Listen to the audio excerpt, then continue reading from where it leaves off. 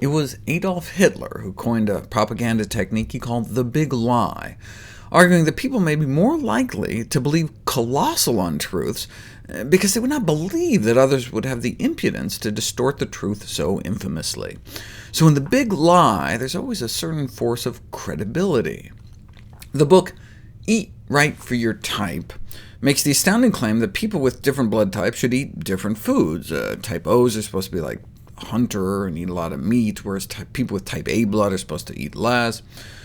In one of the world's most prestigious nutrition journals, a systematic review of the evidence supporting blood type diets was published.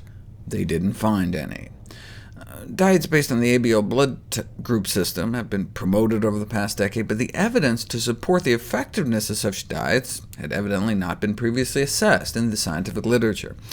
Actually, in the Journal of the Norwegian Medical Association, there were a number of papers that came out of a day-long scientific seminar held by the Norwegian Society for Nutrition. Hard to believe they'd even take the time, but evidently 40,000 copies of the book have been sold in Norway, and so good for them. They sought to determine blood type diets, visionary science or nonsense, and they concluded nonsense. What was so outrageous is that the blood type diet is promoted and justified in the book by supposed scientific arguments, yet the author takes no pains to prove his ideas, just presenting them simply as facts, taking advantage of people's ignorance of biology. His arguments sound scientific, and he uses lots of big words, but displays a fundamental misunderstanding of the science, describing the book's understanding of some basic tenets of blood type biology as absurd. There should be no doubt that had the author practiced in Norway as opposed to Connecticut, he would be in violation of the so-called quack law. The book cites the work of blood type biochemists, but if you actually ask the actual experts, as scientists, they say, obviously you have to keep an open mind, but not so open your brains fall out. It must be stated that an open mind should not extend to some of the non-scientific literature where there are books on the ABO blood type system of pure fantasy. The most recent and incredulous of these claims individuals of each ABO blood type must subscribe to a particular diet. I don't know how researchers have the patience to read these popular press books, but it can lead to an appreciation of the ridiculous aspects of the many ignorant and preposterous claims. So what should the overall assessment of this work be? The nicest thing you can say about the book is, well, it does have a good imagination. Is it any worse than people who believe their fate is determined by the stars, though? Well, yes, because astrologists aren't telling a third of the population to go out and eat organ meats.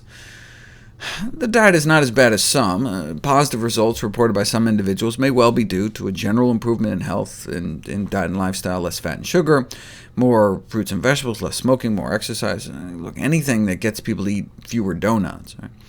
But though this may get lost a bit in translation, professor of laboratory medicine at the Norwegian University of Sciences Analysis concluded that the author's learning must be considered junk and without scientific foundation. What did the new review find? They sifted through over 1,000 papers that might shed some light on the issue, and none of the studies showed an association between blood type diets and health-related outcomes.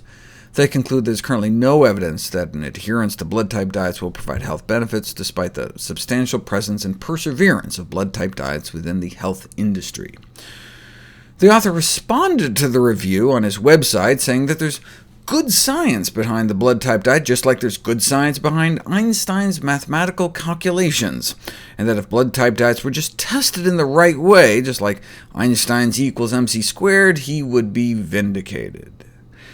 Complaining that you don't see any studies on blood types and nutrition because of little interest and available money.